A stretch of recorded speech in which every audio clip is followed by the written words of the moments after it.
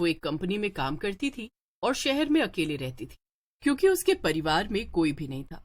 वो दुनिया में एकदम अकेली थी। रानी का जन्मदिन आने वाला था और वो बहुत खुश थी। इस बार तो मैं अपने जन्मदिन पर सारे ऑफिस को पार्टी दूंगी, सबको बुलाऊंगी और खूब पैसे खर्च करूंगी। वैसे भी मरने के बाद इतने पैसे लेकर थोड़ी जा सकती हो। ये सोचकर रानी ऑफिस में सबको बोल देती है, सुनो सुनो सुनो सब लोग, मेरे जन्मदिन में तुम सबको ही आना है। मैं सबको बहुत बड़ी पार्टी दूंगी और खूब खाने पीने का सामान भी रखवाऊंगी। तुम सबको मजा आ जाएगा। लेकिन रानी देखती है कि उसके ऑफिस के दोस्त ये सुनकर कुछ खुश नहीं थे। अरे, तुम सबका मुंह इतना लटका क्यों है? तुम सब मेरी पार्टी की बात सुनकर खुश नहीं हुए क्या? एक आदमी जिसका नाम नरेश था रानी से कहता है, नहीं नहीं रानी, ऐसा कुछ नहीं है। वो दरअसल तुम तो जानती ही हो, जिस दिन तुम्हारा जन्मदिन होता है पूजा का जन्मदिन भी उसी दिन होता है, और तुमसे पहले वो हमें अपने जन्मदिन पर बुला चुकी है। पूजा का नाम सुनकर रानी आग बबूला हो जाती है। असल में रानी पूजा को बिल्कुल भी पसंद नहीं करती थी और पूजा ने तो अब रानी के जन्मदिन की पार्टी भी खराब कर दी थी। लेकिन रानी ठान लेती है कि वो ऑफिस के लोगों को अपनी ही पार्टी में बुलाएगी। अरे नहीं नहीं, तुम सब मेरे जन्मदिन की पार्टी में आना, मैंने खूब पैसे खर्च किए। ये सुनकर सभी ऑफिस वाले सोच में पड़ जाते हैं। वो रानी से कह तो देते हैं कि वो उसकी पार्टी में आएंगे, लेकिन रानी के जन्मदिन के दिन वो सब पूजा की जन्मदिन की पार्टी में चले जाते हैं। उधर रानी होटल में सबका इंतजार कर रही थी। रानी ने एक बड़ा सा होटल बुक किया था और खूब पैसे खर्च करके वो वहीं पर पार्टी करने वाली थी। ओफो, कितनी देर हो गई, अभी तक कोई आया क्यों नहीं? कितनी तैयारियां करके बैठी हूं मैं, जल्दी से ये लोग आए तो मैं पार्टी शुरू करूं। रानी को बहुत गुस्सा आता है और फिर उसे ऑफिस के लोगों की बात याद आती है। अरे हाँ, आज ही तो उस पूजा का भी जन्मदिन है। कहीं ये सारे ऑफिस वाले वहीं तो नहीं नहीं नहीं, ऐसा नहीं हो सकता है। भला सबके सब वहां क्यों चले जाएंगे? रानी सोच में पड़ जाती है और फिर वो ठान लेती है कि अब वो उस पूजा के जन्मदिन की पार्टी में ही जाकर देखेगी कि वहां हो क्या रहा है। रानी पूजा के घर पहुंचती है और देखती है कि ऑफिस के सभी लोग वहां मौजूद थे और पूजा मजे से अपने जन्मदिन का केक काट रही थी। रानी को यह देखकर गुस्सा आ जाता है और वो एक कांच का ग्लास नीचे फेंक देती है और सब रानी की तरफ देखने लगते हैं। अरे रानी, तुम यहाँ? पर मैंने तो तुम्हें यहाँ बुलाया भी नहीं था, तो तुम क्यों आई हो? मैं तुम सबको छोड़ूंगी नहीं। तुम लोग मेरे जन्मदिन की पार्टी छोड़कर इसके जन्मदिन पर आए। रानी, मगर हमें तुम्हारी पार्टी में नहीं आना था।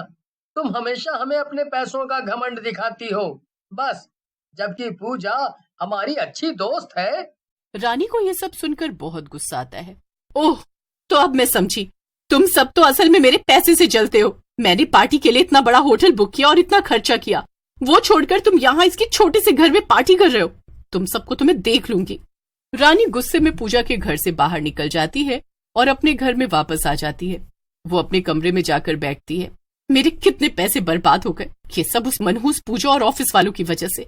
नहीं, अब मैं उस ऑफिस में नहीं जाऊंगी जहां मेरी इतनी बेइज्जती हुई, लेकिन मैं उन्हें वहां भी काम नहीं करने दूंगी। उन सबको ऑफिस से निकलवा दूंगी, चाहे इसके लिए मुझे अपने सारे पैसे ही क्यों न खर्च करने पड़े। पूजा गुस्से में ये सब सोच ही रही होती है कि उसे दूसरे कमरे से कुछ आवाज सुनाई देती है।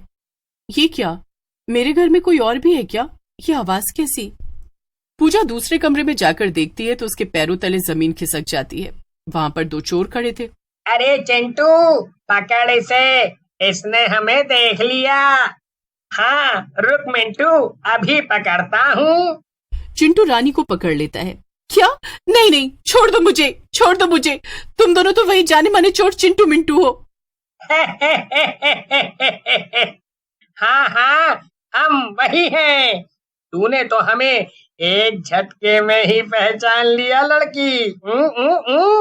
ये सुनकर रानी जोर जोर से चिल्लाने लगती है, बचाओ बचाओ, मेरे घर में चोर है।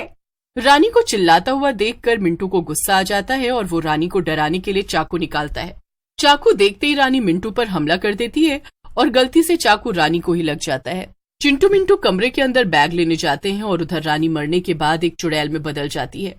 ये क्या हो गया मेरे साथ? आज मेरा जन्मदिन था और मेरे जन्मदिन के ही दिन मेरे साथ सबने इतना बुरा किया। कोई मेरी पार्टी में नहीं आया तो किसी ने मुझे जान से ही मार दिया, लेकिन अब मैं किसी को नहीं छोड़ूंगी, एक एक को पकड़कर अच्छा।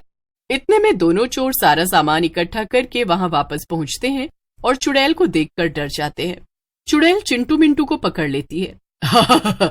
वाकई में तू तो बड़ा समझदार है।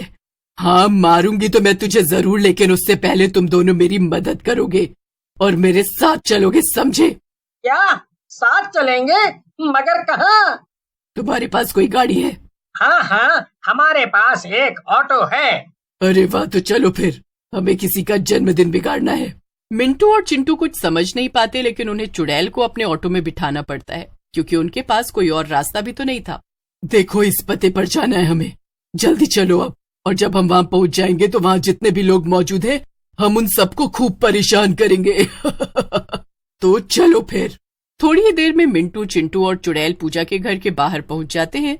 वहां अभी भी पार्टी चल रही थी और घर के अंदर से जोर जोर से गानों की आवाजें आ रही थी। चुड़ैल चिंटू मिंटू को लेकर अंदर जाती है। अंदर उसके ऑफिस के सभी लोग नाच रहे थे और खा पी रहे थे। अचानक से चुड़ैल जादू करती है और गाने बजने बंद हो जाते हैं। इसके बाद पार्टी में मौजूद सभी लोग हवा में उड़ने लगते हैं। बचाओ बचाओ, ये क्या हो रहा है? ये हम हवा में अपने आप कैसे उड़ रहे हैं? अपने आप नहीं उड़ रहे हो, मैं उड़ा रही हूँ। अचानक से चुड़ैल सबको जमीन पर गिरा देती है।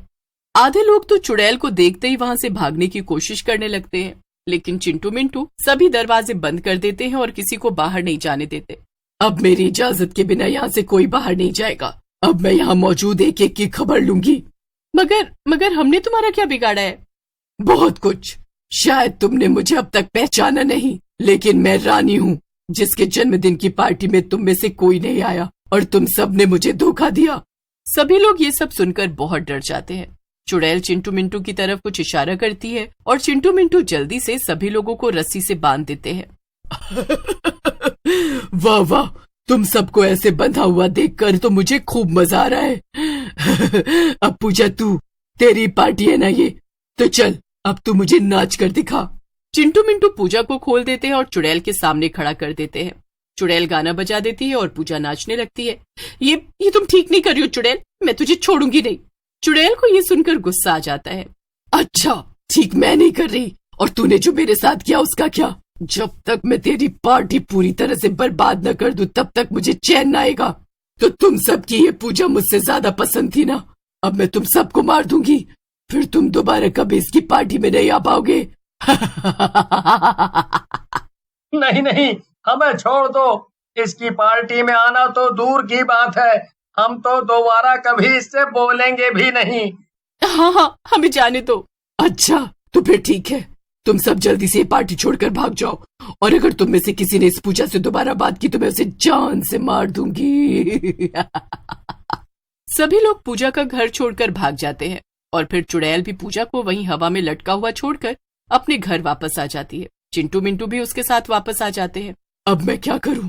मैंने उस पूजा की पार्टी बर्बाद कर दी, फिर भी मुझे शांति नहीं मिली। लेकिन तभी चिंटू मिंटू चुड़ैल के सामने आ जाते हैं। क्या तुम दोनों अब तक यहाँ से गए नहीं? क्या लाए हो? चिंटू एक छोटा सा केक चुड़ैल को दिखाता है। एक छोटा सा बर्थडे केक। आज तुम्हारा जन्मदिन था ना, अब हम तीनों ही मिलकर तुम्हारा जन्मदिन मना सकते हैं। यही तुम्हारी आखिरी इच्छा थी ना? और वैसे भी जाने अनजाने में हमारी ही वजह से तुम्हारी जान गई थी, इसीलिए ये करना तो हमारा फर्ज था। ये सब देखकर चुड़ैल की आंखों में आंसू आ जाते हैं। तुम दोनों ने ये मेरे लिए किया, शुक्रिया। चुड़ैल केक काटती है और उसे बहुत अच्छा लगता है। अपना जन्मदिन मना लेने की वजह से चुड़ैल की आखिरी इच्छा पूरी हो जाती है और उसकी आत्मा को शांति मिल जाती है। तुम दोनों मेरा सारा पैसा रख सकते हो, तुम्हें दोबारा कभी चोरी करने की जरूरत नहीं पड़ेगी। इतना कहकर चुड़ैल गायब हो जाती है और चिंटू मिंटू को भी दोबारा कभी चोरी करने की जरूरत